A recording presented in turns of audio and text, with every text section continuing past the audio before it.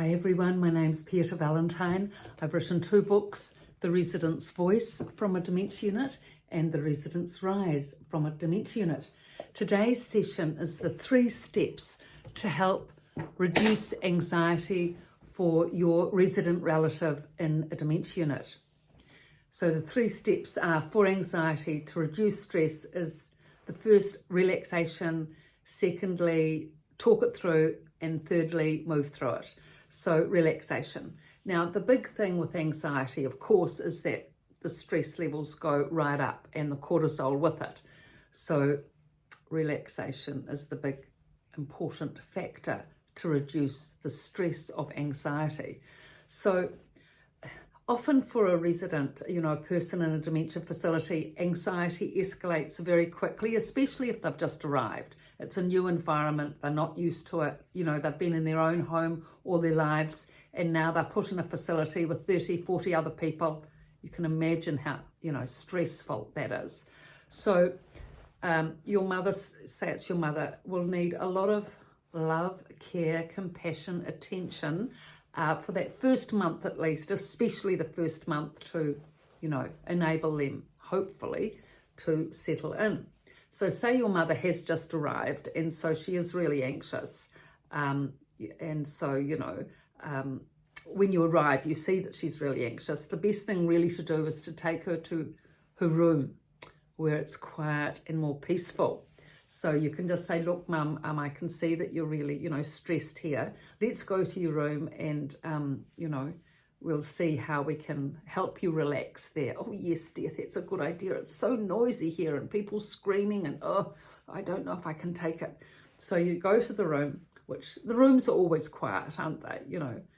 At least they have their own room. So encourage your mother when she's stressful and anxious. Look, Mum, you know now how to find your own room. We've practiced that. You're independent with that. You've been here a couple of months now, say. So when you're anxious and stressed, just come to your room, sit down and relax. You can maybe watch a little bit of TV or put on some nice music, even better, or have a lie down. Oh, that would be nice. And explain to the carer, that's a good idea. Explain to the charge nurse, the carer, that when they can see that your mother is getting really anxious, when you can tell, stressed features and tense neck and eyes glazed, when she's anxious, to please direct her to her room so that she can relax, sit there, relax, unwind. Morning or afternoon tea can be delivered there, she can be there for an hour or 2, and that way she can unwind. And talk this through with your mother and say, look, Mum, when you're stressed and anxious, would you like me to ask your main carer, Anna, say, to take you to your room, or even after toileting, which is 3 times a day, you can just stay in your room for a couple of hours. You don't need to go back to the main lounge. Oh, that would be good, dear. I just can't take sitting in there all day. So in that way, you can work out a routine that suits your mother, so that when she is anxious, she can be in her room and, unwind. And when she would prefer to be more social and be part of the activities and community, she can be in the lounge. So it gives her that option and autonomy. Okay, so the second thing for relaxation is to talk it through exactly as you are now, so that she has options, she has an escape route. And that's why the previous video on, practicing finding the room independently for your relative is so important, so that she can actually get to her room independently when she feels stressed and she wants to have some time out. Now, the third thing, of course, is exercise. Exercise always helps anxiety. Say your mother's late 70s, let's say she's 82. Okay, but she's still fit enough, she isn't yet on a walker, almost, but not quite. And so you can take her out for a walk in the gardens nicely, and of course, that is the best panacea for anxiety, is the exercise outside. Beautiful day, sunny, birds, nature, it always, the majority of the time, unless you're just in a catatonic, anxious state where there's just, no relief, For moderate level anxiety, low level anxiety, exercise is the big panacea. You know, it always works, especially if the person likes being outdoors and enjoys the sunshine and the fresh air, and she gets a chance of getting out again, you know, and you can sit in the rose garden and have a nice chat. And if your, you know, mother says, oh, you know, I do like getting outside, it's so cramped in there and I wish I could get outside a bit more, it's very stifling. Well, you can say, okay, Mum, so what we'll do then is we'll organise a program, you know, like we did with the direct, you know, your walking to your room practice that you can now do independently, finding your room independently, and congratulations for that. The nurse said you're doing very well with that practice, you know, so we're proud of you with that accomplishment. So just like we were doing that, you know, direction orientation to your room practice, we'll continue that with the walking 3 times a week. Either I can come in for half an hour or one of the kids can come in, grandchildren, you know. Oh, I do like seeing the grandchildren. It's so nice to go walking outside with them. It makes it much more bearable. Yeah, so that's it. So then you get the trusty whiteboard, write up the days, you know, Monday, Wednesday, Saturday, whatever it is, that someone will come to take her for a walk so that she knows, that the staff know, and they can inform her. It's all set beautifully. Okay, so she's got a walking in place. She's got independent orientation to her room. She knows how to find her room easily, to be able to lie down or sit and have some time out if she's anxious.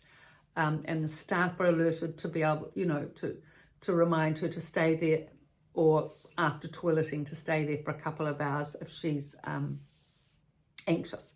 So these are some of the ways that you can help your mother with anxiety. And, you know, it's just talking it through and having plans, and also activities help a lot as well. I mean, once you've got these 3 standard things in place, the relaxation, the finding the room, being able to have a lie down, relax in the chair, regular exercise, for her to know that she can talk it through with you whenever she likes, you know, to have that, you know, friendship and companionship. Once that's in place, then you can go towards the goal of finding activities that she's interested in, to get engaged in, to hopefully find a friend and be part of the group and enjoy being with the group, because that will definitely help reduce anxiety. It's when you feel on the outer rim that, you know, yeah, it's isolating. You know, you think, oh, how on earth am I ever going to fit in here? I don't know anyone, I don't know anything. But once you start to go to the activities, and if your mother enjoys the newspaper reading, she's always read the newspaper all her life, she enjoys listening to the press reading in the morning with the other people, very good start to the day. Every day that happens, yeah. And from there, the announcements of the activities of the day will be on, and you can get out the monthly calendar and go through with your mother what activities she'd like to do for the week. You know, Mum, what would, you know, with the bingo and the movies and whatever it is she likes. So there you have it. You know, this is the way to be able to reduce the anxiety, and so that your mother can settle in. So that's it for today. Thank you very much for your likes and your subscriptions and your interest. I really appreciate it. And for anyone else that has, you know, a relative or a friend that's going into a dementia facility, please pass these links on, because, you know, there's not a lot around. There's not a lot of information around on residents actually in dementia facilities and what it is that they need. And all of this comes from what residents have told me and explained to me, and from my observations and experiences, all of which I put down in these books. But so it's from the residents' perspective that these videos are made, what's important for them, you know. So it's another perspective to consider, an important perspective to consider in this dementia work, the residents' perspective. So as much as I can, I'm trying to deliver these videos with the residents primarily being front and centre, and how we can support them as relatives, as a community, especially, you know, to help them be able to manage in these facilities. Thank you.